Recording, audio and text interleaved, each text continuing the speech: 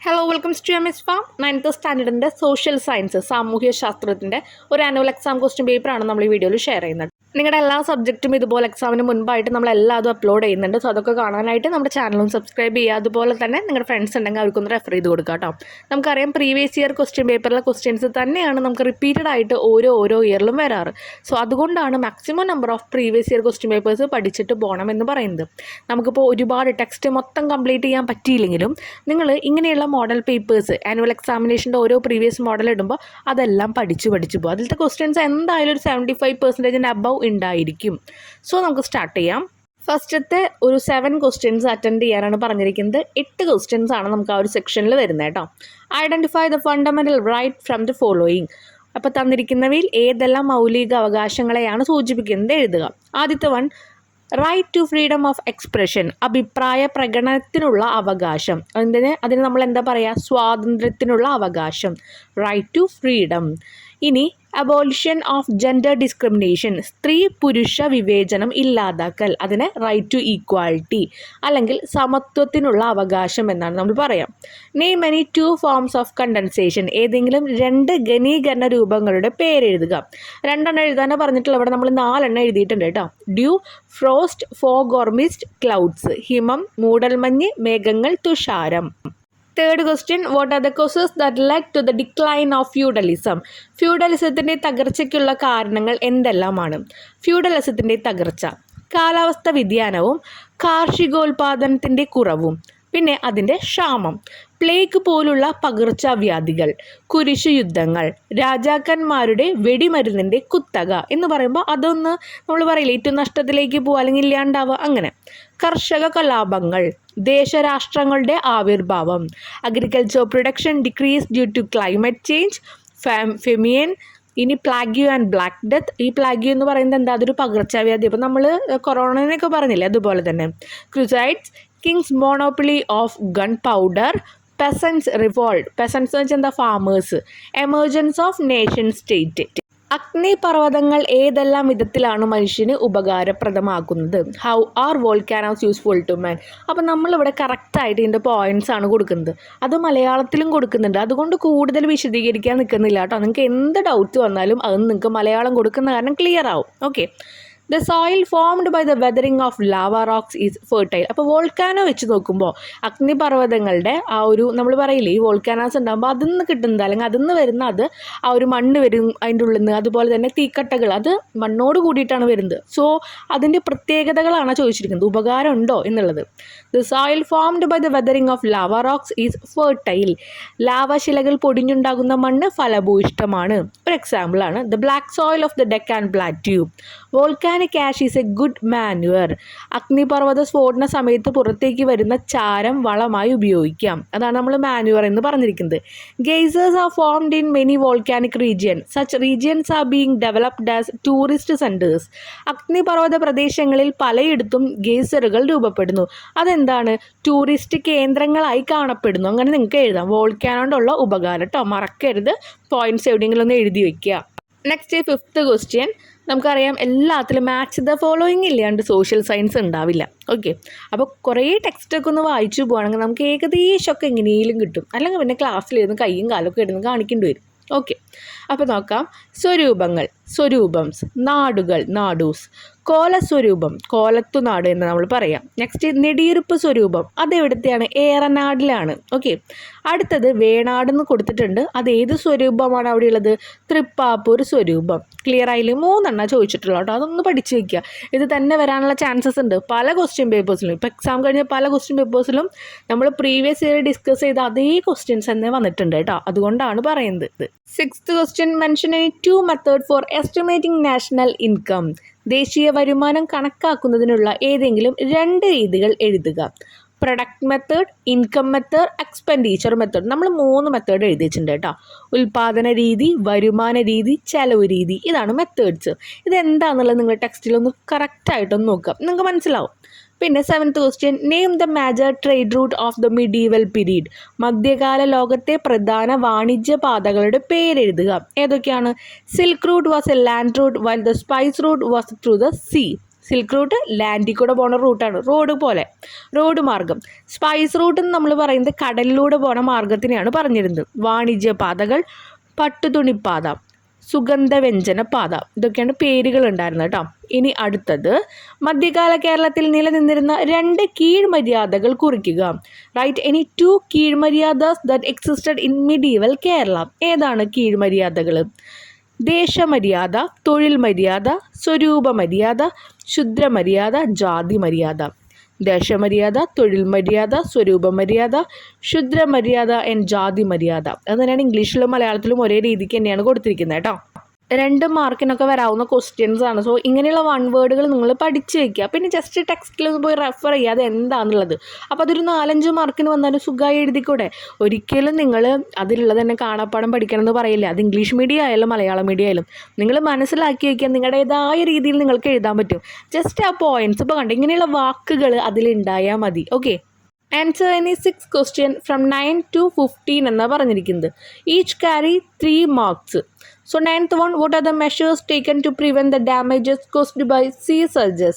കടലാക്രമണം കൊണ്ടുണ്ടാകുന്ന നാശനഷ്ടങ്ങളെ പ്രതിരോധിക്കാൻ സ്വീകരിച്ചിട്ടുള്ള മാർഗങ്ങൾ എന്തെല്ലാം?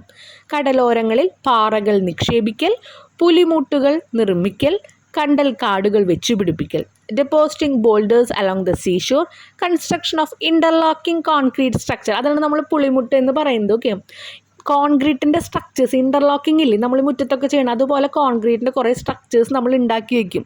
അത് മുറ്റത്ത് ഇങ്ങനെ കിടന്നിട്ടാണ് ഇത് കുറേ രൂപങ്ങൾ ഉണ്ടാക്കി വയ്ക്കും. അപ്പോൾ എന്താ, കടലിൽ നിന്ന് ഇങ്ങനെ തിര ആഞ്ഞടിക്കുമ്പോൾ അവിടെ തട്ടി തിരിച്ചു പോവും. പിന്നെ പ്ലാന്റിങ് ഓഫ് മാൻഗ്രോവ്സ്, ചില കാടുകളിലെ അല്ലെങ്കിൽ കാടുകളിൽ തന്നെ വേണ്ട, നമ്മളിങ്ങനെ ചെടികളൊക്കെ കടൽ തീരത്തായിട്ട് ഇങ്ങനെ നമ്മൾ വെക്കും. എന്തിനാ? വെള്ളം ഇങ്ങനെ ഒരുപാട് നമ്മുടെ കരയിലേക്ക് വരാതിരിക്കാൻ വേണ്ടിയിട്ടാണ്. ഓക്കെ, കണ്ടൽ കാടുകളൊക്കെ അതുപോലെ തന്നെയാണ്. നിറച്ചൊരു കുളം, ആ കുളം അല്ലെങ്കിൽ ഒരു കടൽ, അതിൻ്റെ ചുറ്റും ഇങ്ങനെ കാട് പോലെ വൃക്ഷങ്ങൾ ഉണ്ടാവുക. അപ്പോൾ ഒരിക്കലും അത് ലാൻഡിലേക്ക് ആ വെള്ളം വരില്ല. 10th question, rulers adopted several measures for the progress of trade in medieval India. What are they? മധ്യകാല ഇന്ത്യയിൽ കച്ചവട പുരോഗതിക്കായി ഭരണാധികാരികൾ വിവിധ നടപടികൾ സ്വീകരിച്ചു. അവ ഏതെല്ലാം? അപ്പോൾ എന്തിനു വേണ്ടിയിട്ടാണ്? മധ്യകാല ഇന്ത്യയിൽ കച്ചവടം പുരോഗമിക്കാൻ വേണ്ടിയിട്ട് കേട്ടോ. ട്രേഡ് മിഡീവൽ ഇന്ത്യയിൽ ഒന്നും കൂടി നല്ല രീതിയിൽ പ്രോഗ്രസ് ആവാൻ വേണ്ടിയിട്ട്. Constructed roads connecting major cities. നമുക്കൊന്ന് ഐഡിയയിൽ ആലോചിച്ചാൽ തന്നെ അറിയാം നമുക്കൊരു ബിസിനസ് നല്ല രീതിയിൽ പോകണമെങ്കിൽ എന്താണ് വേണ്ടതെന്നുള്ളത്. അപ്പോൾ constructor road connecting major cities, പ്രധാന നഗരങ്ങളെ ബന്ധിപ്പിച്ചുകൊണ്ട് റോഡുകൾ നിർമ്മിച്ചു. ഗ്രാൻഡഡ് ലോൺസ് ടു ട്രേഡേഴ്സ്, കച്ചവടക്കാർക്ക് വായ്പകൾ നൽകി. കൺസ്ട്രക്ഷൻസ് ഏരിയാസ്, റെസ്റ്റ് ഹൗസസ്, സരായികൾ, വിശ്രമ കേന്ദ്രങ്ങൾ പണിതു. സരായ്സ് എന്ന് പറയുമ്പോൾ നമുക്ക് റെസ്റ്റ് ചെയ്യാനുള്ള സ്ഥലങ്ങൾ പണിതു. Implemented uniform taxation facilities were made efficient, ഏകീകൃത നികുതി സമ്പ്രദായം നടപ്പിലാക്കി. അതുപോലെ ഇംപ്ലിമെൻറ്റഡ് എഫിഷ്യൻറ്റ് കോയിനേജ് സിസ്റ്റം, തപാൽ സംവിധാനം കാര്യക്ഷമമാക്കി. 11th question, write the main goals of sustainable development. സുസ്ഥിര വികസനത്തിൻ്റെ പ്രധാന ലക്ഷ്യങ്ങൾ എന്തെല്ലാം? പാരിസ്ഥിതിക ലക്ഷ്യങ്ങൾ, സാമ്പത്തിക ലക്ഷ്യങ്ങൾ, സാമൂഹിക ലക്ഷ്യങ്ങൾ. അപ്പോൾ എന്താണ് sustainable development goals? Environmental goals, economic goals, social goals. Environment goals അല്ലെങ്കിൽ പാരിസ്ഥിതിക ലക്ഷ്യങ്ങൾ എന്ന് പറഞ്ഞാൽ അതിൽ തന്നെയുണ്ട് എന്താണ്, നമ്മുടെ പരിസ്ഥിതി നല്ല രീതിയിൽ സെക്യൂർ ആയിട്ട് കൊണ്ടുപോകാനായിരിക്കാം. എക്കണോമിക്, സാമ്പത്തികം എന്ന് പറഞ്ഞാൽ എന്താ, ഈ ദാരിദ്ര്യരേഖയിൽ അല്ലെങ്കിൽ ദാരിദ്ര്യമായിട്ട് എല്ലാവരും കിടക്കുന്നത് കുറച്ച് ഇമ്പ്രൂവ് ചെയ്യാനായിരിക്കാം. പിന്നെ സോഷ്യൽ, സാമൂഹിക ലോകങ്ങൾ. അപ്പോൾ സാമൂഹികമായിട്ടുള്ള വഴക്കുകൾ, പ്രശ്നങ്ങൾ അല്ലെങ്കിൽ അവർ തമ്മിലുള്ള ഓരോ ഡിസ്ക്രിമിനേഷൻ കാര്യങ്ങളൊക്കെ ഇല്ലാതായിരിക്കില്ലേ. ഇനി 12th question, what are the precautionary measures adopted to avoid the danger of flood? വെള്ളപ്പൊക്ക അപകടമാക്കാതിരിക്കാൻ സ്വീകരിക്കേണ്ട മുൻകരുതലുകൾ എന്തെല്ലാം? Do not build houses on the river banks, പുഴയോട് ചേർന്ന പ്രദേശത്ത് വീട് വയ്ക്കാതിരിക്കുക. Do not reclaim the paddy field, പിന്നെന്താ ചെയ്യേണ്ടത്? വയലുകൾ മണ്ണിട്ട് നികത്താതിരിക്കുക. They are the natural sinks of rain water, നദീതീരങ്ങളിൽ ബണ്ടുകൾ നിർമ്മിക്കുക. അതാണ് അടുത്തത്, construct bund on the river banks കേട്ടോ. അപ്പോൾ ഇവിടെ പറയുന്നത് എന്താ വെച്ചാൽ നമ്മൾ പുഴയോരത്ത് പോയിട്ട് വീട് വയ്ക്കുക, കടലിൻ്റെ അവിടെ പോയിട്ട് വീട് വയ്ക്കുക. അപ്പോൾ എന്തായാലും എന്തുണ്ട്, വെള്ളപ്പൊക്കം വന്നു കഴിഞ്ഞാൽ ഫസ്റ്റ് നമ്മുടെ വീട്ടിലേക്ക് കയറും.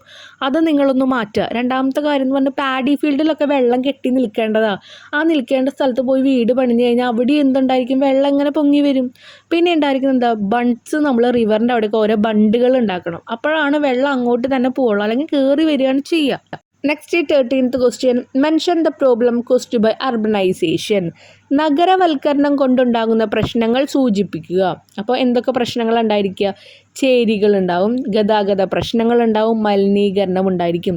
അതിൽ ഈ ഗതാഗത പ്രശ്നങ്ങളും മലിനീകരണമൊക്കെ നമുക്ക് എടുത്തു പറയേണ്ട കാര്യങ്ങളാട്ടോ.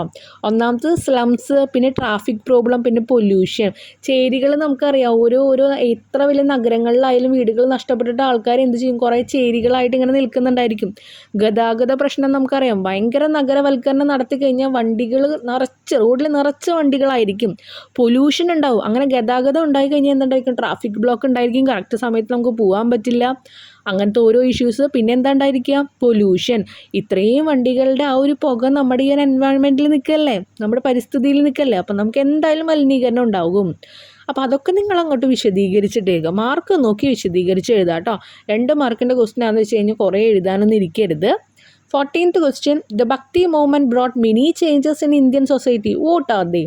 ഭക്തി പ്രസ്ഥാനം ഇന്ത്യൻ സമൂഹത്തിൽ നിരവധി മാറ്റങ്ങൾ ഉണ്ടാക്കി. അവ ഏതെല്ലാം? ഈശ്വരന് മുന്നിൽ എല്ലാവരും തുല്യരാണെന്ന ചിന്ത, ജാതി വിവേചനത്തിനെതിരായ സാമൂഹിക സമത്വം എന്ന ചിന്ത ശക്തിപ്പെട്ടു. Created certain qualitative changes in the Indian social system. Strengthen the concept of social equality against caste discrimination. Next, gender equality also began to take shape. സ്ത്രീ പുരുഷ സമത്വം എന്ന ആശയം രൂപപ്പെടാൻ തുടങ്ങി. ഭക്തി മൂവ്മെൻറ്റ് വന്നപ്പോഴുള്ള കാര്യങ്ങളാണ് പറയുന്നത് കേട്ടോ.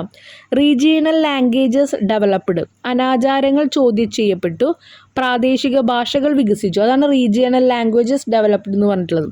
ഈവിൾ പ്രാക്ടീസ് വേർ ക്വസ്റ്റ്യൻഡ്, അതാണ് അനാചാരങ്ങൾ ചോദ്യം ചെയ്യപ്പെട്ടു. നമുക്കറിയാം ഇപ്പോഴത്തെ കാലത്തൊക്കെ ഒരുപാട് ഇഷ്യൂസ് ഉണ്ടാവുന്നത് ഈ അനാചാരങ്ങൾ കാരണം. എന്താ, ആൾക്കാരെ വരെ നമ്മൾ നരഹത്യ എന്നൊക്കെ നമ്മൾ പറയുന്നില്ലേ, നരബലി എന്നൊക്കെ പറയുന്നുണ്ട്, അതുവരെ ചെയ്യുന്നുണ്ട്. അപ്പോൾ ഇതിനൊക്കെ ഒരു വിധത്തിൽ മാറ്റം വന്ന് ഈ ഭക്തി മൂവ്മെൻറ്റ് വന്നതിന് ശേഷം. അതുപോലെ എല്ലാവരെയും തുല്യമായി കണ്ടു.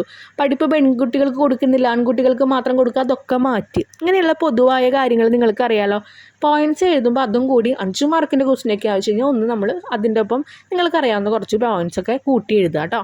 15th question, mention the scientific land use practices along hilly terrain. കുന്നിൻ പ്രദേശങ്ങളിൽ അവലംബിക്കുന്ന ശാസ്ത്രീയമായ ഭൂവിനിയോഗ രീതികൾ സൂചിപ്പിക്കുക.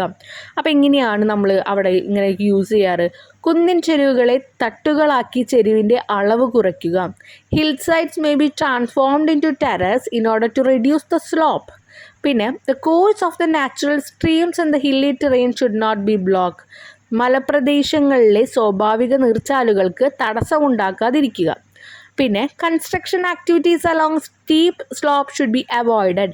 ചെരിവ് കൂടുതലുള്ള ഇടങ്ങളിൽ നിർമ്മാണ പ്രവർത്തനങ്ങൾ ഒഴിവാക്കുക. അപ്പോൾ ഇതൊക്കെയാണ് mention the scientific land use practice along hilly terrain. നമ്മളിപ്പോൾ ഒരു കുന്നിൻ ചെരുവൊക്കെ നമ്മൾ ഉപയോഗിക്കാമെന്ന് വിചാരിക്കുക.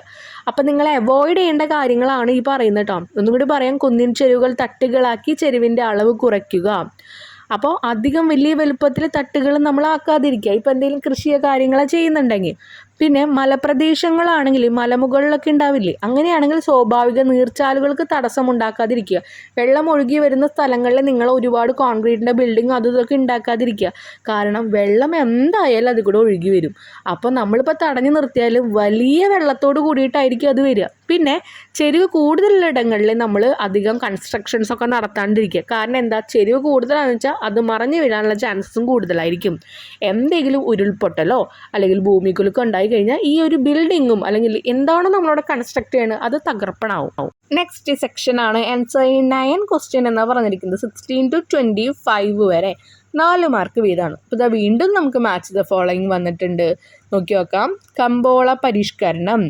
അപ്പോൾ അതിൻ്റെ ഏതാണ് ആൻസർ? സൽത്തനത്ത് ഭരണമാണ്, അല്ലെങ്കിൽ സുൽത്താനേറ്റ് ഭരണമാണ്, സുൽത്താനേറ്റ് റൂളാണ്. മാർക്കറ്റ് റിഫോം എന്ന് പറഞ്ഞിട്ടുള്ളത്. പിന്നെ ഇത് നിങ്ങൾ പഠിച്ചു വെക്കുക കേട്ടോ. 2 മാച്ച് ദ ഫോളോയിങ് പഠിച്ചു വെക്കുക നിങ്ങൾ. ഓക്കെ. പിന്നെ നായങ്കാര സിസ്റ്റം, നായങ്കാര സമ്പ്രദായം എന്ന് പറയുന്നത് വിജയനഗര സാമ്രാജ്യം, വിജയനഗര എംപയർ. നെക്സ്റ്റ് അഷ്ടപ്രധാൻ എന്ന് പറയുന്നത് മറാത്ത ഭരണം, Maratha administration. Next last one Mansabdari സമ്പ്രദായം, മാൻസംദാരി സിസ്റ്റം എന്ന് പറയുന്നത് ഏതാണ്? മുഗൾ ഭരണം, മുഗൾ അഡ്മിനിസ്ട്രേഷൻ ആണ്. നിങ്ങൾ പഠിച്ചു വയ്ക്കുക. In next question, explain the importance of election in the democratic system. ജനാധിപത്യത്തിൽ തിരഞ്ഞെടുപ്പിനുള്ള പ്രാധാന്യം വിശദമാക്കുക. ഇപ്പോൾ ജനാധിപത്യത്തിൽ തിരഞ്ഞെടുപ്പ്, നമ്മുടെ ഇലക്ഷൻ എത്ര ഇമ്പോർട്ടൻസ് ഉണ്ട് എന്നാണ് ചോദിച്ചിരിക്കുന്നത്. തിരഞ്ഞെടുപ്പുകൾ ജനാഭിലാഷം പ്രതിഫലിപ്പിക്കുന്നു. ജനങ്ങൾക്കിഷ്ടപ്പെട്ട ഭരണാധികാരികളെ തിരഞ്ഞെടുക്കാൻ സാധിക്കുന്നു. ജനങ്ങൾക്ക് ജനാധിപത്യ പ്രക്രിയയിൽ പങ്കെടുക്കുന്നതിനും പ്രതികരിക്കുന്നതിനും സാധിക്കണം. ഭരണാധികാരികൾ ജനാഭിലാഷം അറിഞ്ഞ് പ്രവർത്തിക്കുന്നതിന് തിരഞ്ഞെടുപ്പ് കാരണമാകുന്നു. അപ്പോൾ എന്തൊക്കെ reasons? Elections reflect the aspirations of the people. People can select the rulers of their choice. Though elections are good, people can participate and respond in democratic process. Election is a good reason for the rulers to act according to the aspirants of people. Aspirants എന്താ? ജനത്തിൻ്റെ അഭിലാഷം, ജനത്തിൻ്റെ ഇഷ്ടങ്ങൾക്കനുസരിച്ചിട്ട് നമ്മുടെ ആൾക്കാർക്ക്, ഭരണാധികാരികൾക്ക് പെരുമാറാൻ പറ്റും. അതുപോലെ അവർക്ക് അഭിപ്രായങ്ങൾ പറയാനുള്ള ഒരു വേദി കൂടിയാണ് ഇലക്ഷൻ എന്ന് പറഞ്ഞിട്ടുള്ളത്. Okay, next 18th question. Mention the push factors causing migration. കുടിയേറ്റത്തിന് കാരണമാകുന്ന നിർബന്ധിത ഘടകങ്ങൾ ഏതെല്ലാം? First one, resource scarcity. Scarcity എന്ന് വെച്ചാൽ എന്താ? അതിൻ്റെ കുറവ് എന്ന് പറയും. ഓക്കെ, ഇനി അടുത്തത് എന്ന് പറയുന്നത് political untrust, unemployment, natural calamity. 4 reasons ആണ് ഉള്ളത് കേട്ടോ.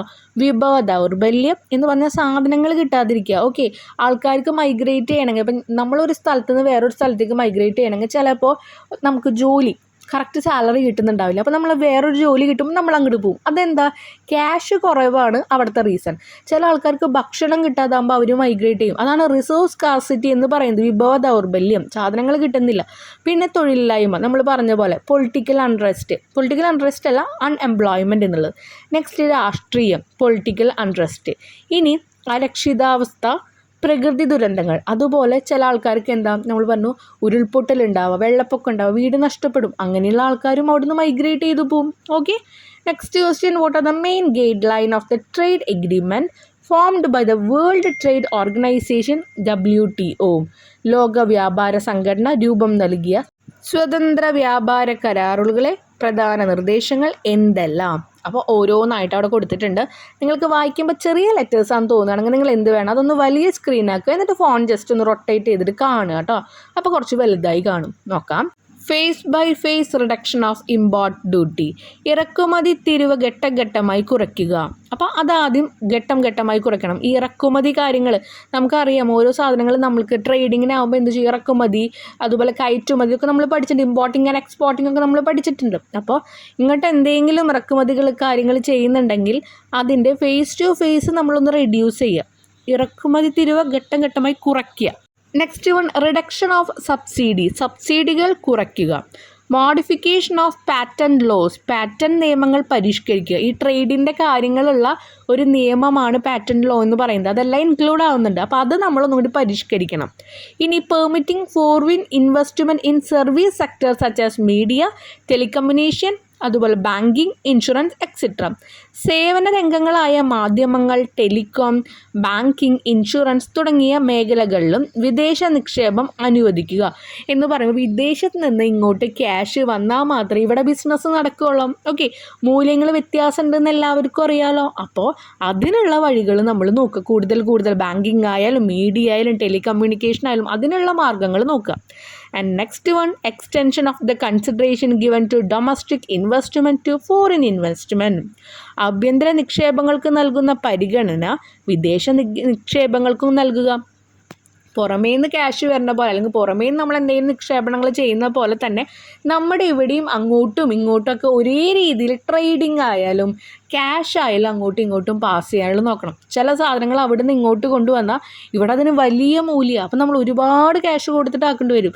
അതെന്തുകൊണ്ടാണ്? അവിടെ നിന്ന് ഇങ്ങോട്ട് ക്യാഷ് അധികം വരാത്തതുകൊണ്ടാണ് ഈ സാധനങ്ങൾക്കായാലും എന്തിനായാലും ഇത്രയും വില കൂടുതൽ ഇടുന്നത്. അപ്പം നമ്മൾ അങ്ങോട്ടും ഇങ്ങോട്ടും ഒരു ട്രേഡിങ് കൂട്ടിയാൽ മാത്രമേ ഇതുപോലുള്ള എല്ലാത്തിനും നല്ല രീതിയിൽ നമുക്ക് എന്ത് ചെയ്യാനുള്ള ഒരു ഉയർച്ച ഉണ്ടാവുള്ളൂ. 20th question. പെരുമാക്കന്മാരുടെ ഭരണത്തിൻ്റെ സവിശേഷതകൾ എന്തെല്ലാം? Write the characteristic features of rule of Perumals. പെരുമാക്കൻ അങ്ങനെയും പറയാറുണ്ട് കേട്ടോ. അപ്പോൾ അവരുടെ ഫീച്ചേഴ്സാണ് ചോദിച്ചിരിക്കുന്നത്, സവിശേഷത. പെരുമാൾസ് ഹാഡ് റെപ്രസെൻറ്റേറ്റീവ്സ് കോൾഡ് കൊയിലാധികാരികൾ. കൊയിലധികാരികൾ എന്ന പ്രതിനിധികൾ ഉണ്ടായിരുന്നു. അവർക്ക് റെപ്രസെൻ്റ്, അവരെ എന്താ പറയുക, നയിച്ചിരുന്നത് ഇവരാണ്. ഇനി നാലുതളി എന്ന ബ്രാഹ്മണ സമിതി ഭരണകാര്യങ്ങളിൽ സഹായിച്ചിരുന്നു. In administration the Perumals were assisted by Nalutali. Administration എന്ന് പറയുന്നതാണ് ഈ ഭരണകാര്യങ്ങൾ എന്ന് പറയുന്നത്. ഓക്കെ, അപ്പോൾ പെരുമാളിനെ ഈ ഒരു ഭരണകാര്യത്തിൽ അഡ്മിനിസ്ട്രേഷനിൽ അസിസ്റ്റ് ചെയ്ത് നാലുതളിയാണ്. The council of Brahmins. 1000 എന്ന ഒരു സൈനിക കൂട്ടം പെരുമാളിനുണ്ടായിരുന്നു. Perumals had a militia called 1000. ഇനി നാടുകൾ, നഗരങ്ങൾ, ഗ്രാമങ്ങൾ, ക്ഷേത്രങ്ങൾ എന്നിവിടങ്ങളിൽ നിന്ന് നികുതി ഈടാക്കിയിരുന്നു. Perumals levy taxes from the nadus nagaras എന്ന് പറഞ്ഞാൽ ടൗൺസ്, നഗരങ്ങളെ പറയുന്ന ബ്രാഹ്മിൺ ഗ്രാമാസ്, ടെമ്പിൾസ് എക്സെട്ര. ഇവിടെ നിന്നൊക്കെ അവരെന്ത് ചെയ്യും? അവർ ടാക്സ് ഈടാക്കിയിരുന്നു. അപ്പോൾ കുറച്ച് ഫീച്ചേഴ്സ് കിട്ടിയല്ലോ. ഇനി ടെക്സ്റ്റിൽ നോക്കുമ്പോൾ ഇതൊന്നും കൂടി വിശദീകരിച്ചിട്ടുള്ള ഫീച്ചേഴ്സ് ഉണ്ട്. അപ്പം നിങ്ങൾക്ക് പോയിൻറ്റ്സ് അറിഞ്ഞു വെച്ച് കഴിഞ്ഞാൽ അതിനെ നിങ്ങൾക്ക് വിശദീകരിച്ച് എഴുതാൻ പറ്റും. അതുകൊണ്ടാണ് നമ്മൾ ഇങ്ങനെ പോയിൻറ്റ്സ് ആയിട്ട് തരുന്നത് കേട്ടോ. ഇനി നെക്സ്റ്റ് ക്വസ്റ്റ്യൻ നോക്കാം. നെക്സ്റ്റ് നമുക്ക് ഇതുപോലെ തന്നെ കുറച്ച് ഫിൽ ഇൻ ദ ബ്ലാങ്ക്സ് ഒക്കെ ആയിട്ടുള്ള ഒരു മാച്ച് ദ ഫോളോയിങ് ലെവലിൽ തന്നെയാണ് തന്നിരിക്കുന്നത്. മാച്ച് ദ ഫോളോയിങ് അല്ല, കുറച്ച് fill in the blanks. Okay, first ബോക്സിൽ നമുക്ക് ഭൂമികൾ അല്ലെങ്കിൽ എന്താ പറയുക, ഭൂരൂപീകരണ സഹായികളാണ് തന്നിരിക്കുന്നത്, ജിയോമോർഫിക് ഏജൻസ്. രണ്ടാമത്തെ ബോക്സിൽ ലാൻഡ് ഫോംസ്, അതിൻ്റെ ഭൂരൂപങ്ങൾ ഏതാണ് കൊടുത്തിരിക്കുന്നത്. തേർഡിൽ അപരദനം അല്ലെങ്കിൽ നിക്ഷേപണം, ഇറോഷണൽ അല്ലെങ്കിൽ ഡിപ്പോസിഷണൽ ആണോ എന്നുള്ളത് എഴുതാം. ഫസ്റ്റ് വൺ നമുക്ക് നോക്കാം. ഫസ്റ്റ് വണ്ണിൽ ഒന്നും തന്നിട്ടുണ്ടായിരുന്നില്ല. പ്രളയ സമതലം, ഫ്ലഡ് പ്ലെയിൻ. അപ്പോൾ അതെന്താ? ഈ ഒരു പ്രളയം സമതലത്തിലായി കഴിഞ്ഞാൽ അതെവിടെയാണ്? നദിയാണ്, റിവറാണ്. പ്രളയം ഇങ്ങനെ വന്നുകൊണ്ടിരിക്കുകയാണല്ലോ, സമതലമാണ് പ്ലെയിൻ. അവിടെ എന്താ ഉണ്ടാവുന്നത്? റിവറിൻ്റെ അവിടെ നിക്ഷേപണമാണ് അല്ലെങ്കിൽ ഡെപ്പോസിഷനിലാണ്. നെക്സ്റ്റ് വേവ്സ് ഉണ്ടാവുന്നത് എവിടെയാണ്? ബീച്ചസിലാണ് ഉണ്ടാവുക. ലാൻഡ് ഫോം എവിടെയാണ് ഉണ്ടാവുക? ബീച്ചസിൽ അല്ലെങ്കിൽ കടൽ തീര ക്ലിപ്പുകളിൽ നമുക്ക് എഴുതാം. അത് അപരദനമാണ്, അത് ഇറോഷണലാണ്. ഇറോഷൻ എന്ന് പറഞ്ഞാൽ ഇങ്ങനെ മൂവ്മെൻറ്റാണ്. ഡെപ്പോസിഷൻ എന്ന് പറഞ്ഞാൽ അവിടെ തന്നെ കിടക്കുക. അടുത്തത് ഗ്ലേഷ്യേഴ്സ്, അതുണ്ടാവുന്നത് എവിടെയാണ്? അതുണ്ടാവുന്നത് സെർക്യൂസ് അല്ലെങ്കിൽ സെർക്യുകൾ, യു രൂപ ഹിമത്താഴ്വരകൾ എന്ന് നമ്മൾ എഴുതാറുണ്ട്. പിന്നെ അതവിടെ എന്താ? ഇറോഷണലാണോ ഡിപ്പോസിഷണലാണോ? ഗ്ലാഷിയേഴ്സ് അപരദനമാണ്, ഇറോഷണലാണ്. ആൻഡ് ലാസ്റ്റ് വൺ കാറ്റ് ബാർക്കനുകൾ. ആ ലാൻഡ് ഫോംസിനാണ് നമ്മൾ പറയുക ബാർക്കനുകൾ. അത് വന്നിട്ട് രൂപീകരിക്കണ ഓരോ ലാൻഡ് ഫോമാണ് കേട്ടോ. ബാർക്കനുകൾ രൂപം കൊള്ളുന്നു. അവിടെ ഇറോഷണലാണോ ഡെപ്പോസിഷണലാണോ? അവിടെ ബാർക്കനുകൾ ഫോം ചെയ്യണമെങ്കിൽ അവിടെ നിക്ഷേപണമാണ്, ഡെപ്പോസിഷണലാണ്. ഓക്കെ, നിങ്ങൾക്ക് ടെക്സ്റ്റിൽ നോക്കി ഒന്നും പഠിക്കാൻ വയ്യെങ്കിൽ നിങ്ങൾ ഇതൊന്ന് ജസ്റ്റ് പഠിച്ചു വയ്ക്കുക. ഇത് എന്തൊക്കെയാണ്? ഇറോഷൻ എന്ന് പറഞ്ഞാൽ നമുക്ക് എന്താ പറയുക, ഒരു ഒഴുക്കുള്ളത്. ഡെപ്പോസിഷൻ എന്ന് പറഞ്ഞാൽ എന്താ? അവിടെ വന്നിട്ട് കുമിഞ്ഞുകൂടുക എന്നൊക്കെ നമ്മൾ പറയും. Question number 22. Write the problem caused by the use of intoxicants. ലഹരി പദാർത്ഥങ്ങളുടെ ഉപയോഗം കൊണ്ടുണ്ടാകുന്ന പ്രശ്നങ്ങൾ എഴുതുക. ഇത് നമുക്ക് പഠിക്കേണ്ട ആവശ്യമൊന്നുമില്ല, നമുക്കറിയാം, നമ്മുടെ ചുറ്റും നടക്കുന്നുണ്ട്. അത് കണ്ടുണ്ടാവും, നിങ്ങൾ ടി വിയിലായാലും എന്തിലായാലും ഒക്കെ കണ്ടിട്ടുണ്ടായിരിക്കും. അപ്പോൾ നമുക്ക് എഴുതാൻ സിമ്പിളാണല്ലോ. എന്തൊക്കെ കോസസ് ഉണ്ടാവുക? Causes physical and mental problems, ശാരീരികവും മാനസികവുമായ പ്രശ്നങ്ങളുണ്ടാകും. ഇൻക്രീസ് ക്രൈംസ്, കുറ്റകൃത്യങ്ങൾ വർദ്ധിക്കുന്നു.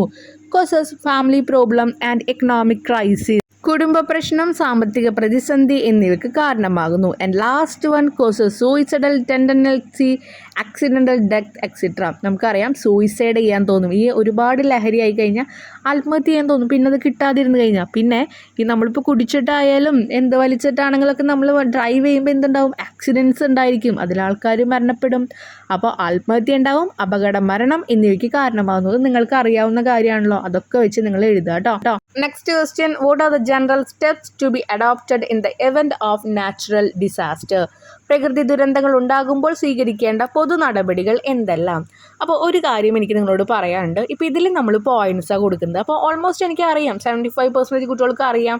ഈ പോയിൻറ്റ്സ് മാത്രം എഴുതിയാൽ പോരാ, ഇതൊന്ന് വിശദീകരിച്ച് എഴുതണം എന്നറിയാം. അതറിയാത്ത കുട്ടികളോട് പറയാണ്, എക്സാമിന് മുമ്പ് ഒന്നും പഠിക്കുന്നില്ല, ജസ്റ്റ് ഈ പേപ്പർ കണ്ടുപോവാം എന്ന് പഠിക്കുന്ന കുട്ടികൾക്ക് കുഴപ്പമില്ല, നിങ്ങളിത് കണ്ടുപൊക്കോ.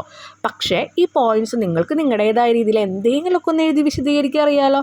ഇപ്പം ഞാൻ പറഞ്ഞു കുടിച്ചിട്ട് നമ്മൾ ഡ്രൈവ് ചെയ്യാൻ പാടില്ല എന്ന് എഴുതി.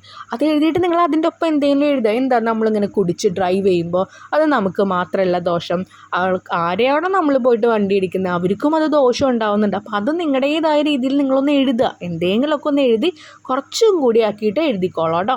ഓക്കെ, അപ്പോൾ നമുക്കിനി കണ്ടിന്യൂ ചെയ്യാം. അപ്പോൾ പ്രകൃതി ദുരന്തങ്ങൾ ഉണ്ടാകുമ്പോൾ സ്വീകരിക്കേണ്ട പൊതു നടപടികൾ എന്തെല്ലാം? പൊതു നടപടികളാണ് പറഞ്ഞിരിക്കുന്നത് കേട്ടോ. എന്ത് ചെയ്യാം? Provide immediate medical aid to the injured. പരിക്കേറ്റവർക്ക് എത്രയും വേഗം വൈദ്യസഹായം എത്തിക്കുക. Next, keep only precious item or documents along with you. വിലപിടിപ്പുള്ള വസ്തുക്കൾ, രേഖകൾ എന്നിവ മാത്രം ഒപ്പം കരുതുക.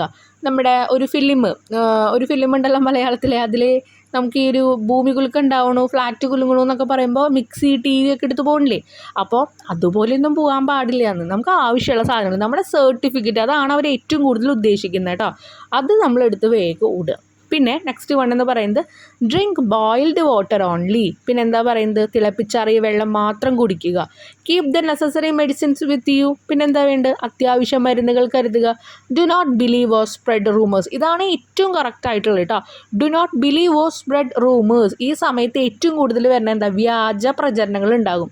ഊഹാപോഹങ്ങൾ വിശ്വസിക്കാതിരിക്കുക, പ്രചരിപ്പിക്കാതിരിക്കുക. ഇപ്പം ഒരു ഭൂമി കുലുക്കം ഇല്ലാത്ത സ്ഥലത്ത് വെറുതെ ഒരു ന്യൂസാണ്, അതാ ഇവിടെ ഭൂമി കുലുങ്ങിയെന്ന് പറഞ്ഞു. അപ്പോൾ അവിടുത്തെ ആൾക്കാരൊക്കെ ഓടുകയാണ്. ആ ഓടണയിലും പ്രശ്നത്തിലും അവർക്ക് എന്തെങ്കിലും അസുഖങ്ങളും കാര്യങ്ങളും വരും. അപ്പോൾ അങ്ങനെയുള്ള ഊഹാപോഹങ്ങൾ വിശ്വസിക്കാതിരിക്കുക. ഗവൺമെൻറ് എന്നുള്ള ഓർഡേഴ്സ് നോക്കുക.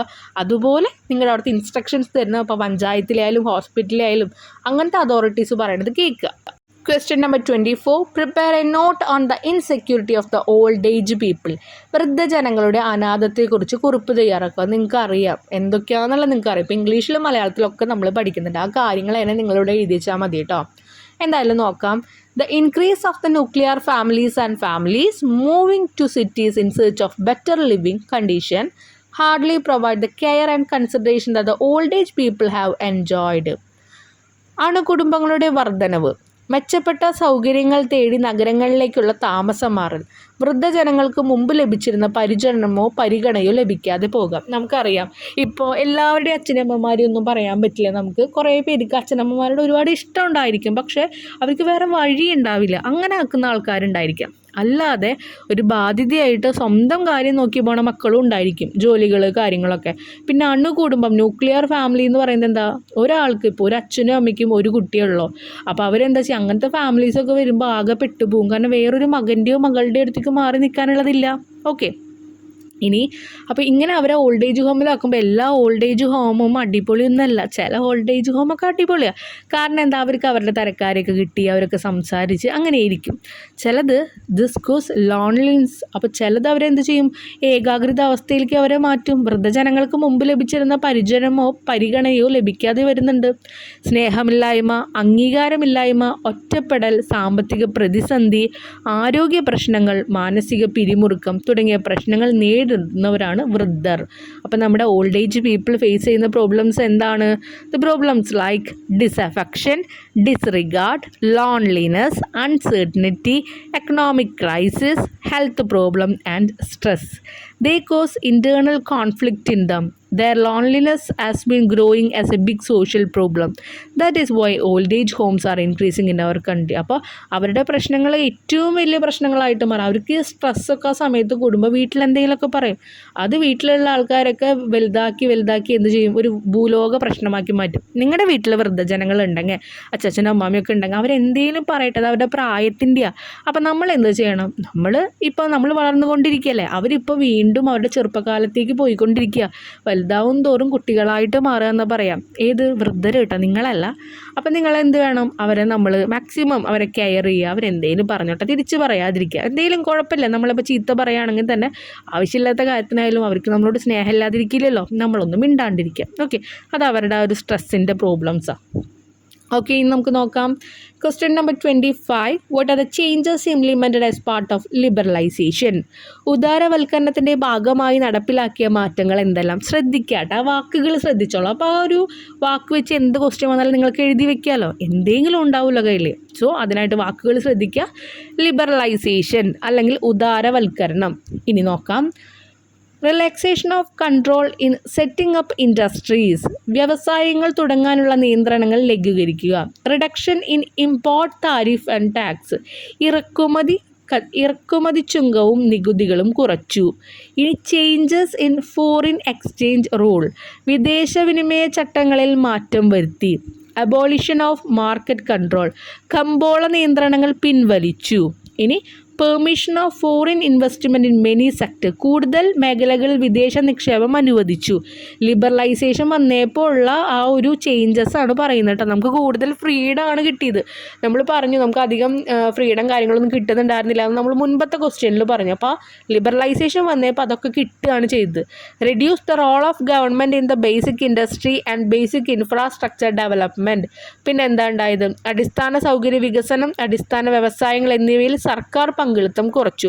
സർക്കാർ എല്ലാത്തിലും കയറി ഇടപെടുമ്പോൾ എന്താ ചെയ്യുക? നമ്മളുടെ കയ്യിൽ നിന്ന് കുറേ ക്യാഷ് പോകും. അപ്പോൾ അവർക്ക് അവരുടേതായിട്ടുള്ള വിഭാഗം, ഇൻഡസ്ട്രിക്ക് അവരുടേതായിട്ടുള്ളൊരു രീതി, അങ്ങനെയുള്ള രീതിയിൽ നോക്കി. ക്ലിയർ ആയില്ലേ? പിന്നെ വ്യവസായങ്ങൾ എവിടെ വേണമെങ്കിലും തുടങ്ങാനുള്ളതൊക്കെ നമുക്ക് അനുമതി തന്നു. അതുപോലെ ഇമ്പോർട്ട് ചെയ്യേണ്ട ടാക്സ് ഒക്കെ റിഡ്യൂസ് ചെയ്തു. അല്ലെങ്കിൽ നമുക്ക് കയറ്റുമതി കൊടുക്കാൻ പറ്റുന്നില്ല, കാരണം ടാക്സും കൂടി നമ്മൾ കുറേ ആക്കേണ്ടി വരും. പിന്നെ ഫോറിൻ എക്സ്ചേഞ്ച് നമ്മൾ പറഞ്ഞു, പുറമേ നിന്ന് ഇങ്ങോട്ട് ക്യാഷ് വന്നാൽ മാത്രമേ നമുക്ക് ബിസിനസ് കൂടുതൽ നടക്കുള്ളൂ. അപ്പോൾ അത് വരാനുള്ള എല്ലാ സജ്ജീകരണങ്ങളും അവർ നോക്കി. ഓക്കെ. പിന്നെ മാർക്കറ്റ് കൺട്രോൾ ചെയ്തു, കമ്പോള നിയന്ത്രണങ്ങൾ എല്ലാം പിൻവലിച്ചു. എന്ന് വെച്ചാൽ അങ്ങനെയുള്ള പൊട്ട രീതിയിലുള്ള കൺട്രോളിംഗ് ഒക്കെ നിർത്തി നല്ല ആവശ്യങ്ങൾക്കുള്ള കാര്യങ്ങളൊക്കെ വന്നു. ക്ലിയർ ആയില്ലേ? കച്ചവടം കൂടുതൽ നോക്കാൻ വേണ്ടിയിട്ടുള്ള എല്ലാ ഗുണങ്ങളും നമുക്ക് വന്നിട്ടുണ്ട്. അത് പിന്നെ നിങ്ങളുടെ ഐഡിയയിൽ തോന്നണം എന്ത് വേണമെങ്കിലും നിങ്ങൾക്ക് എഴുതി വയ്ക്കാം കേട്ടോ. ഇതിലുള്ളത് തന്നെ എഴുതി വയ്ക്കണമെന്നില്ല, എന്തെങ്കിലുമൊക്കെ ഒരു കച്ചവടത്തിനോട് ബന്ധപ്പെട്ട കാര്യങ്ങൾ എഴുതി വെച്ചോളൂ. ഇനി നമ്മുടെ ലാസ്റ്റ് സെക്ഷനാണ് 26, 27 ചോദ്യങ്ങൾക്ക് ഓരോന്നിനും 6 സ്കോർ വീതമാണ്. അപ്പോൾ അത് അറ്റൻഡ് ചെയ്യാം. അതിൽ നമുക്ക് ഓർ ക്വസ്റ്റ്യനും വരുന്നുണ്ട് കേട്ടോ. നോക്കാം. സൂചനകളുടെ അടിസ്ഥാനത്തിൽ ഇന്ത്യൻ തിരഞ്ഞെടുപ്പ് കമ്മീഷനെ കുറിച്ച് വിവരിക്കുക. അപ്പോൾ അതിൽ ഇൻക്ലൂഡ് ചെയ്യേണ്ട കാര്യങ്ങൾ: തിരഞ്ഞെടുപ്പ് കമ്മീഷൻ്റെ ചുമതലകൾ, തിരഞ്ഞെടുപ്പ് പരിഷ്കാരങ്ങൾ. Give an account of the election commission of India based on the following hints. അതിൽ ഇൻക്ലൂഡ് ചെയ്യേണ്ട എന്താ? Function of election commission, electoral reforms. എന്തിനെ പറ്റിയിട്ട് എഴുതാൻ പോകുന്നത്? ഇലക്ഷൻ കമ്മീഷനെ പറ്റിയിട്ടാണ് കേട്ടോ. ഇന്ത്യൻ തിരഞ്ഞെടുപ്പ് കമ്മീഷനെ കുറിച്ചിട്ടാണ് നമ്മൾ എഴുതാൻ പോകുന്നത്. പോയിന്റ്സ് നോക്കാം. ഫങ്ഷൻസ് ഓഫ് ഇലക്ഷൻ കമ്മീഷൻ എന്താണെന്ന് നോക്കാം. Supervise the election, declare the dates of different stages of election. ഇലക്ഷൻ്റെ ഓരോ ഡേറ്റുകളും നമ്മൾ പ്രഖ്യാപിക്കുന്നു, മൊത്തത്തിലൊന്ന് സൂപ്പർവൈസേഷൻ ചെയ്യുന്നു. Prepare voters list. നമുക്കറിയാം, നമ്മുടെ വീട്ടിൽ നിങ്ങൾ കണ്ടിട്ടുണ്ടായിരിക്കും, വോട്ട് ചെയ്യുന്ന ആൾക്കാരുടെ ഒരു ലിസ്റ്റ് വരും, ആർക്കൊക്കെ വോട്ട് ചെയ്യാനുള്ളത്. അത് കൊണ്ടിട്ടാണ് നമ്മൾ പോവുക. Allot election symbol. ഇനി ഓരോന്നിനും ഏത് ആൾക്കാർക്ക് ഏത് സിമ്പിളാണെന്നുള്ള അലോട്ട് ചെയ്യും. Frame code of conduct. പിന്നെ അതിനനുസരിച്ചുള്ള ഭാഗങ്ങൾ, ബാക്കി ബാക്ക്ഗ്രൗണ്ട് കാര്യങ്ങളാണ് പറയുന്നത്. The appointment and training of election officials. അതുപോലെ ആ ഒരു ഇലക്ഷൻ ഒഫീഷ്യൽസ് ആരാണോ നിൽക്കുന്നത് അവർക്ക് വേണ്ട ട്രെയിനിങ്ങും അപ്പോയിൻമെൻറ്റൊക്കെ കൊടുക്കും. Voting, counting of vote count ചെയ്യാൻ വേണ്ടിയിട്ടുള്ള കാര്യങ്ങൾ സജ്ജീകരിക്കും. ഡിക്ലറേഷൻ ഓഫ് റിസൾട്ട് നമ്മൾ ഡിക്ലെയർ ചെയ്യും, എന്ന് വെച്ച് തീരുമാനിക്കും. Examine election expense of candidate. എത്ര എക്സ്പെൻസ് എന്ന് പറയുമ്പോൾ എത്ര ക്യാഷ് നമുക്ക് ചിലവിടും ഓരോ കാൻഡിഡേറ്റിനും ഇങ്ങനെ നിൽക്കാനായിട്ട്, അതൊക്കെ ഒന്ന് എക്സാമിൻ ചെയ്യും. Reform implemented by the election commission to correct the election process. ഒരു ഇലക്ഷൻ പ്രോസസ്സ് കറക്റ്റ് ചെയ്യാൻ വേണ്ടിയിട്ടുള്ള എല്ലാ റീഫോംസും എല്ലാ കാര്യങ്ങളും നമ്മൾ ചെയ്യും. Identity card with the voters photo has been introduced നമ്മൾ പറഞ്ഞു. പിന്നെ limit has been set on the election expense of candidate. ഓരോ കാൻഡിഡേറ്റിനും ചിലവാക്കാനുള്ള പൈസയ്ക്ക് ഒരു ലിമിറ്റ് വയ്ക്കും. Implemented code of conduct for political parties and candidate. Electronic voting machine, അതാണ് EVM, electronic voting machine has been introduced in election. Published voters list with photo of the electors നമ്മൾ പറഞ്ഞു. Negative voting system has been introduced. ഇനി നമുക്ക് മലയാളം നോക്കാം കേട്ടോ. തെരഞ്ഞെടുപ്പ് കമ്മീഷൻ്റെ ചുമതലകൾ: തെരഞ്ഞെടുപ്പിന് മേൽനോട്ടം വഹിക്കൽ, വോട്ടർ പട്ടിക തയ്യാറാക്കൽ, തിരഞ്ഞെടുപ്പ് പ്രക്രിയയുടെ വിവിധ ഘട്ടങ്ങളുടെ തീയതി പ്രഖ്യാപിക്കൽ, തിരഞ്ഞെടുപ്പ് ചിഹ്നങ്ങൾ അനുവദിക്കൽ, പെരുമാറ്റച്ചട്ടം രൂപിക്കൽ, തിരഞ്ഞെടുപ്പ് ഉദ്യോഗസ്ഥരുടെ നിയമനങ്ങളും പരിശീലനങ്ങളും, വോട്ടെണ്ണൽ ഫലപ്രഖ്യാപനം, തിരഞ്ഞെടുപ്പ് കണക്കുകൾ പരിശോധിക്കൽ. പിന്നെ തിരഞ്ഞെടുപ്പ് പരിഷ്കാരങ്ങളാണ്. അത് അതിലും തന്നിട്ടുണ്ട് കേട്ടോ, നമ്മൾ ഇംഗ്ലീഷിലും പറഞ്ഞിട്ടുണ്ട്. അത് ലൈൻ പോലെ വായിച്ചു പോയി, നിങ്ങൾ ശ്രദ്ധിച്ചോളാം. സമ്മതിദായകരുടെ ഫോട്ടോ പതിച്ച തിരിച്ചറിയൽ കാർഡ് ഏർപ്പെടുത്തി. സ്ഥാനാർത്ഥികളുടെ തിരഞ്ഞെടുപ്പ് ചെലവിൻ്റെ പരിധി നിശ്ചയിച്ചു. രാഷ്ട്രീയ പാർട്ടിക്കും സ്ഥാനാർത്ഥികൾക്കുമുള്ള പെരുമാറ്റച്ചട്ടം നടപ്പിലാക്കി. തിരഞ്ഞെടുപ്പുകളിൽ ഇലക്ട്രോണിക് വോട്ടിംഗ് മെഷീൻ നടപ്പിലാക്കി. സമ്മതിദായകരുടെ ഫോട്ടോ പതിച്ച വോട്ടർ പട്ടിക പ്രസിദ്ധീകരിച്ചു. നിഷേധ വോട്ട് സമ്പ്രദായം നടപ്പിലാക്കി. ബാലറ്റിൻ്റെ സ്ഥാനാർത്ഥികളുടെ ചിത്രം ഉൾപ്പെടുത്തി. ഇതൊക്കെയാണ് ഡ്യൂട്ടീസ്. ഇത് നിങ്ങൾക്ക് പഠിക്കാമല്ലോ, സിമ്പിളായി പഠിക്കാം. ഓക്കെ, ഈ പോയിൻറ്റ്സ് പഠിച്ച് വെച്ചിട്ട് ഇതിനെപ്പറ്റി എന്തെങ്കിലുമൊക്കെ ഒന്ന് എഴുതി വയ്ക്കുക. വെറുതെ എഴുതി വെച്ചാൽ മതി. നമ്മൾ ഇപ്പോൾ വോട്ടിംഗ് കാണുകയും ചെയ്യണില്ലേ നമ്മൾ ഈ ഒരു ഫിലിമിലൊക്കെ ആയിട്ട്, അതെങ്കിലും വെറുതെ കുറേ എഴുതിക്കുക. പോയിൻറ്റ്സ് എപ്പോഴും എഴുതാം. ശ്രദ്ധിക്കേണ്ട കാര്യം, പോയിൻറ്റ്സ് എഴുതി കഴിഞ്ഞാൽ ഉറപ്പുള്ള പോയിൻറ്റ്സ് ആണെങ്കിൽ നിങ്ങൾ എന്താ വേണ്ടത്, അണ്ടർലൈൻ ചെയ്ത് വയ്ക്കുക. അപ്പോൾ ആ നോക്കുന്ന ടീച്ചേഴ്സിൻ്റെ ആ ഒരു നോട്ടം പോണത് ഈ പോയിൻറ്റ്സിലേക്കാണ്. പിന്നെ നിങ്ങൾ എന്താ എഴുതിക്കണമെന്ന് അവർ നോക്കില്ല. ഓക്കെ, തീരെ നോക്കില്ല എന്നല്ല, പക്ഷേ ഈ പോയിൻറ്റ്സ് ഉണ്ടെങ്കിൽ നിങ്ങൾക്ക് മാർക്ക് കിട്ടും. ഓക്കെ, ഇനി അതിൻ്റെ ഒരു ക്വസ്റ്റ്യൻ ഉണ്ട്. 12-ാം നൂറ്റാണ്ട് മുതൽ 18-ാം നൂറ്റാണ്ട് വരെ കേരളത്തിൽ ഭൂമിയുടെ ഉടമവകാശങ്ങളിൽ വന്ന മാറ്റങ്ങൾ വിശദീകരിക്കുക. Explain the changes that occurred in the land ownership right in Kerala between 12th and 18th century CE. അപ്പോൾ ലാൻഡ് ഓണർഷിപ്പ് റൈറ്റ് കേട്ടോ, ശ്രദ്ധിക്കുക, അതോടെ ശ്രദ്ധിക്കണം. ഭൂമിയുടെ ഉടമാവകാശം, അതുപോലെ ദ ലാൻഡ് ഓണർഷിപ്പ്, അതാണ് നമ്മളവിടെ ശ്രദ്ധിക്കേണ്ടത്. സൂചനകൾ ഇൻക്ലൂഡ് ചെയ്യേണ്ടത് ജന്മഭൂമി, വെറും പാട്ടം, പണയം പാട്ട വ്യവസ്ഥ, ജന്മം ലാൻഡ്, അതുപോലെ വെറും പാട്ടം, പണയം പാട്ട സിസ്റ്റം, ഇതൊക്കെ ഇൻക്ലൂഡ് ചെയ്യണം നമ്മൾ. ഓക്കെ, അപ്പോൾ ഇതൊക്കെ എന്താണെന്ന് നമുക്കൊന്ന് നോക്കിയാലോ. ജന്മഭൂമി അല്ലെങ്കിൽ ജന്മഭൂമി അവകാശം എന്ന് പറയുന്നത് ഭൂമിയുടെ മേലുള്ള അവകാശം തലമുറകളിലൂടെ കൈമാറി വരുന്നത് ജന്മാവകാശമായി. അപ്പോൾ നമുക്ക് അച്ചാച്ചൻ്റെ സ്വത്തൊക്കെ കിട്ടുന്നത് എന്താ? ജന്മഭൂമിയാണ്. ഇത്തരം ഭൂമി ജന്മഭൂമി എന്നും അതിൽ ഉടമസ്ഥ അവകാശമുള്ളവർ ജന്മി എന്നും അറിയപ്പെടുന്നു. അടുത്തത് വെറും പാട്ടം. ഉൽപാദനത്തിൻ്റെ ഒരു നിശ്ചിത പങ്ക് ജന്മിക്ക് പാട്ടമായി നൽകാമെന്ന വ്യവസ്ഥയിൽ ജന്മിമാർ കുടിയാന്മാർക്ക് നൽകിയ ഭൂമിയാണ് വെറും പാട്ട ഭൂമി. അപ്പോൾ കുടിയാന്മാർക്ക്, അവിടുത്തെ സെർവൻസിന് കുറച്ച് സ്ഥലം കൊടുക്കും. അതൊന്ന് കിട്ടണത് എന്തോ അതിൻ്റെ പകുതി ആർക്ക് കൊടുക്കണം? ജന്മിക്ക് കൊടുക്കാമെന്ന് നിശ്ചയിക്കും. അതിന് നമ്മൾ വെറും പാട്ടം എന്ന് പറയും. ജന്മികളാണ് അവർക്ക് ഈ സ്ഥലം കൊടുക്കുന്നത് കേട്ടോ. തിരിച്ച് ജന്മിക്ക് അതിൻ്റെ പാതി വേണം. എന്ത് കിട്ടുന്ന എന്താണോ അവിടെ കൃഷി ചെയ്യുന്നതായാലും അതിൻ്റെ പാതി. പണയപ്പാട്ട വ്യവസ്ഥ ലാസ്റ്റ് വൺ. കാണം, ഒറ്റി തുടങ്ങിയ പേരുകളിൽ അറിയപ്പെടുന്നു. കാണം, ഒറ്റി അങ്ങനെയുള്ള പേരുകളിൽ അറിയപ്പെടുന്നുണ്ട്. എന്താ? പണയപ്പാട്ടം വ്യവസ്ഥ. വൺ വേർഡ് ആയിട്ട് വരാം, മാച്ച് ദ ഫോളോയിങ് ആയിട്ട് വരാം. ഓക്കെ, ഈ ഭൂമി വിൽക്കാനും കൈമാറ്റം ചെയ്യാനും കാണക്കുടിയാനെ അവകാശമില്ല. കൃഷി ചെയ്യാനുള്ള അവകാശം മാത്രമേ ഉള്ളൂ. അപ്പോൾ നേരത്തെ പറഞ്ഞു നമ്മൾ എന്ത് ചെയ്യും? ആ പാട്ടം അവിടുത്തെ ജന്മികൾ ആർക്ക് കൊടുക്കും? അവിടെ നിൽക്കുന്ന ആൾക്കാർക്ക്, കുടിയാന്മാർക്ക് കൊടുക്കും. അവർക്കത് ഭൂമി കൊടുക്കുന്നു. അവിടെ നിന്നുള്ള പകുതി എന്തെങ്കിലും അവിടെ എന്തെങ്കിലും കൃഷി ചെയ്യുമ്പോൾ അതിൻ്റെ പകുതി കൊടുത്താൽ മതി. അടുത്തത് പണയപ്പാട്ട വ്യവസ്ഥ എന്ന് വെച്ചാൽ ആ ഭൂമി അവർക്ക് കൊടുക്കില്ല, അവിടെ കൃഷി ചെയ്യാനുള്ള അവകാശമുണ്ട്. അത്ര മാത്രമേ ഉള്ളൂ. ക്ലിയർ ആയില്ലേ? There were further changes in the land ownership right between the 12th and 18th century CE. The right over the land passed on from one generation to another and became a birthright. ഇപ്പോൾ നമ്മൾ പറഞ്ഞ അതേ കാര്യം. The kind of land came to be known as Janma land. അപ്പോൾ അച്ചാച്ചൻ്റെ നിന്ന് അമ്മമ്മയുടെ നിന്നൊക്കെ കിട്ടുന്ന സ്ഥലം. And the people who had the ownership right over those land is Janmi. ആ ഒരു ഉടമകൾ ജന്മീസ് ആണ്. A custom called വെറും പാട്ടം became widely prevalent during this period. Land was the land given to the Kudiyans. കുടിയാന്മാർക്ക് സ്ഥലം കൊടുക്കുന്നു. കുടിയാന്മാരെന്ന് പറയുന്നത് അവിടുത്തെ സെർവൻസിനെയാണ് പറഞ്ഞു തരുന്നത് കേട്ടോ. കീഴ്ജാതിയിൽപ്പെട്ട ആൾക്കാരൊക്കെ പണിക്ക് നിൽക്കില്ലേ അവരെ. By the Janmis with the agreement that predetermined share of the produce would be given to the Janmi. പണ്ടത്തെ ആൾക്കാരാണ് ഈ കീഴ്ജാതിക്കാർ, അവിടുത്തെ സെർവൻസ് അങ്ങനെയൊക്കെ പറഞ്ഞത്. ഇന്ന് അങ്ങനെയുണ്ടോ? ഇന്ന് അങ്ങനെയില്ല. ഇന്നൊരു മനുഷ്യർ എന്നുള്ള ആ ഒരു ജാതി മതം തന്നെയുള്ളൂ കേട്ടോ. ഇനി the panayappatta system which was also known as kanam and otti. അപ്പോൾ നമ്മൾ പറഞ്ഞു ഒറ്റി, അതുപോലെ ഒറ്റി അല്ലെങ്കിൽ കാണം എന്ന് പറയാമെന്ന് പറഞ്ഞു. പണയപ്പാട്ടത്തിന് became prevalent after the period of the പെരുമാൾസിൻ്റെ പീരീഡിന് ശേഷം ഇത് ഭയങ്കര പ്രിവലൻ്റ് ആയിരുന്നു. According to this the person who took the land on lease, കാണക്കുടിയൻ എന്നാണ് നമ്മൾ പറയാം. ആർക്കാണ് കൊടുക്കുന്നത്? Used to give an amount as security to the landlord when he lease the land for cultivation. ആൾ കൾട്ടിവേഷന് വേണ്ടി മാത്രം, കൃഷിക്ക് വേണ്ടി മാത്രം സ്ഥലം എടുക്കാം. ആ സ്ഥലം എടുക്കുമ്പോൾ എന്ത് ചെയ്യണം? പാട്ടം കൊടുക്കണം, അല്ലെങ്കിൽ അങ്ങോട്ട് നമ്മൾ ക്യാഷ് കൊടുക്കും വേണം. അവിടെ കൃഷി ചെയ്ത് കഴിഞ്ഞാൽ കൃഷി ചെയ്യാൻ നമുക്ക് അത്രയേ ഉള്ളൂ. ക്യാഷ് അവർക്ക് ജന്മിക്ക് കൊടുത്തിട്ട് ആ സ്ഥലത്ത് കൃഷി ചെയ്യാം. ആ സ്ഥലം നമുക്ക് കിട്ടില്ല. പക്ഷെ വെറും പാട്ടം എന്ന് പറഞ്ഞു കഴിഞ്ഞാൽ എന്താ? സ്ഥലം നമുക്ക് തരും. അതൊന്ന് കൃഷി ചെയ്തിട്ട് പകുതി നമ്മൾ ജന്മിക്ക് കൊടുത്താൽ മതി. The kanakkudiyan did not have the right to sell or transfer this land. ഇത് വിൽക്കാനോ ആർക്കെങ്കിലും കൊടുക്കാനോ നിയമമില്ല. പക്ഷേ വെറും പാട്ടത്തിൽ അങ്ങനെ നിയമമുണ്ട്. കാരണം ആ ഒരു കുടിയാനെ അങ്ങോട്ട് കൊടുക്കുകയാണ്. He just had the right to cultivate in this land. ആ ലാൻഡിൽ കൃഷി ചെയ്യാനുള്ള അവകാശം മാത്രമേ ഉള്ളൂ. Next question number 27. വിവിധ തരം ഗ്രാമീണ വാസസ്ഥല മാതൃകകൾ വിശദീകരിക്കുക. Explain the different patterns of rural settlements. Based on their distribution pattern, rural settlements are classified into two. Nucleated settlements. In places with favorable condition, houses are seen in close vicinity of each other. Such places of human habitat are called nucleated settlements, formed in the fertile river valley plains. Well-knit social relationship and identical nature of employment. ഇതിൻ്റെ മലയാളം നമ്മൾ പറയുന്നുണ്ട് കേട്ടോ, അപ്പോൾ നിങ്ങൾക്ക് മനസ്സിലാവും. Next, dispersed settlement. Settlements where houses are located farther apart as seen are called dispersed settlement. അടുത്തടുത്തുള്ളത് nucleated settlement, അകലെ വരുന്നത് ഡിസ്പേഴ്സ്ഡ് സെറ്റിൽമെൻറ്റ്സ്. ഓക്കെ, ഓരോ വീടുകളും തമ്മിൽ അകൽച്ച വരുമ്പോൾ ഡിസ്പേഴ്സ്ഡ് സെറ്റിൽമെൻ്റ് ആയി. The people living in isolation, ഒറ്റപ്പെട്ട് ജീവിക്കുക.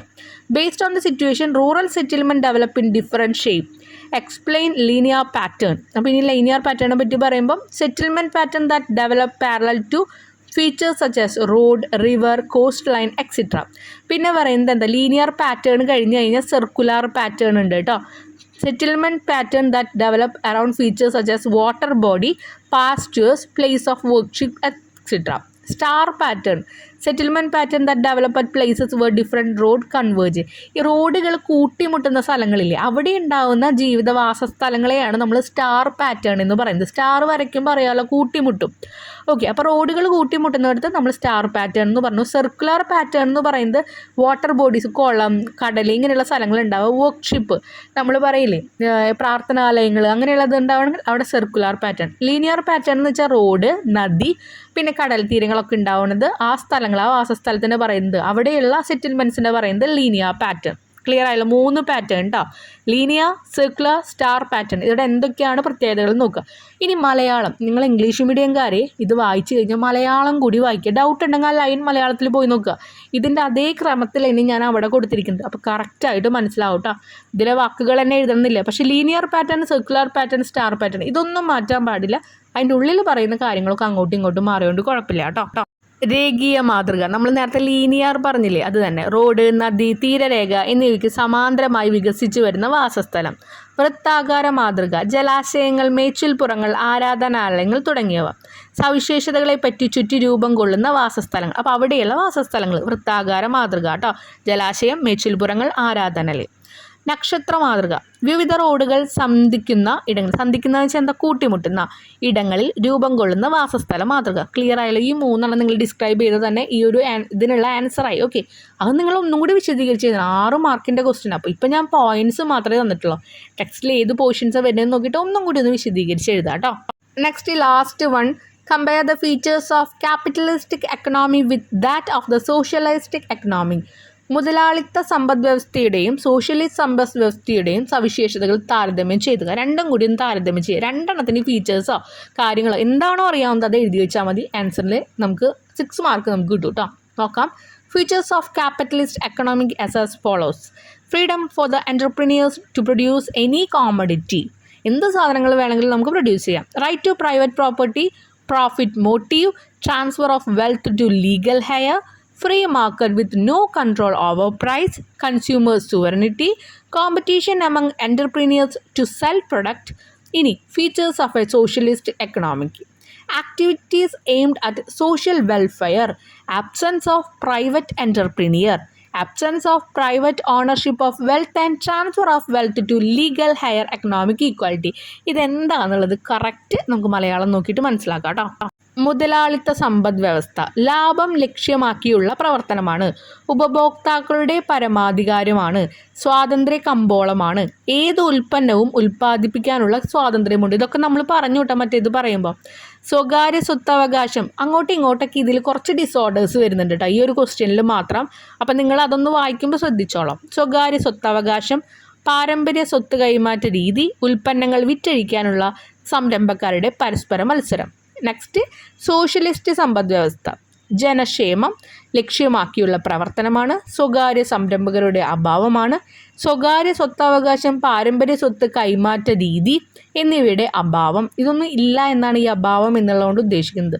സാമ്പത്തിക സമത്വം, ഇങ്ങനെയുള്ള കാര്യങ്ങളൊക്കെയാണ് ഇതിൽ ഇൻക്ലൂഡ് ചെയ്യുന്നത്. അപ്പോൾ രണ്ടും തമ്മിലുള്ള ആ ഒരു ഡിഫറൻസ് നിങ്ങൾ പഠിച്ച് വയ്ക്കുക കേട്ടോ. ഇതെന്തായാലും വരുന്നൊരു ക്വസ്റ്റ്യനാണ്. ടെക്സ്റ്റിലും ഉണ്ട് പോർഷൻസ് കേട്ടോ. നിങ്ങൾക്ക് എന്തെങ്കിലും ഡൗട്ട്സ് വരണമെങ്കിൽ നിങ്ങൾ എന്തായാലും കമൻറ്റ് സെക്ഷനിൽ കമൻറ്റ് ചെയ്യുക. നിങ്ങളുടെ എല്ലാ സബ്ജക്റ്റും നമ്മൾ ഇതുപോലെ അപ്ലോഡ് ചെയ്യുന്നതായിരിക്കും. സോഷ്യലി നമുക്ക് ഒരുപാട് വിശദീകരിക്കാൻ ടൈം ഇല്ലാത്തതുകൊണ്ടാണ് പോയിൻറ്റ്സ് ഇൻക്ലൂഡ് ചെയ്തിരിക്കുന്നത്. നോക്കിയേ, പോയിൻറ്റ്സ് മാത്രം ഇൻക്ലൂഡ് ചെയ്തിട്ടുണ്ടെങ്കിൽ നമുക്കിപ്പോൾ ഒരു എബൌട്ട് ഒരു 45 മിനിറ്റ്സ് ആവാറായി. ഓക്കെ, അപ്പോൾ നമ്മളിത് വിശദീകരിക്കുകയെന്ന് വെച്ചാൽ 2-3 മണിക്കൂറുണ്ടാവും. അത്രയും നമുക്കിതിൽ അപ്ലോഡ് ചെയ്യാൻ പറ്റില്ല. അപ്പോൾ അതുകൊണ്ടാണ് നമ്മളിങ്ങനെ ഷോർട്ടാക്കി. നിങ്ങൾക്കും ബോറായിരിക്കും. ഓക്കെ, അപ്പോൾ അത് മനസ്സിലാക്കിയിട്ട് പഠിക്കുക കേട്ടോ. എന്തെങ്കിലും ഡൗട്ട്സ് ഉണ്ടെങ്കിൽ നിങ്ങൾ എന്തായാലും ചോദിക്കുക. അങ്ങോട്ടും ഇങ്ങോട്ടും ചെറിയ ചെറിയ മിസ്റ്റേക്ക് ചിലപ്പോൾ ഇതിൽ വന്നിട്ടുണ്ടായിരിക്കാം. ഡൗട്ട് ഉണ്ടെങ്കിൽ നിങ്ങൾ എന്തായാലും കമൻറ്റ്സ് ആയിട്ട് ചോദിക്കാം. ബാക്കി എല്ലാ വീഡിയോസും പ്രീവിയസ് ഇയർ ക്വസ്റ്റ്യൻ പേപ്പർ എന്തായാലും നിങ്ങൾ വായിച്ച് പഠിച്ചു പോവാം കേട്ടോ. Thank you.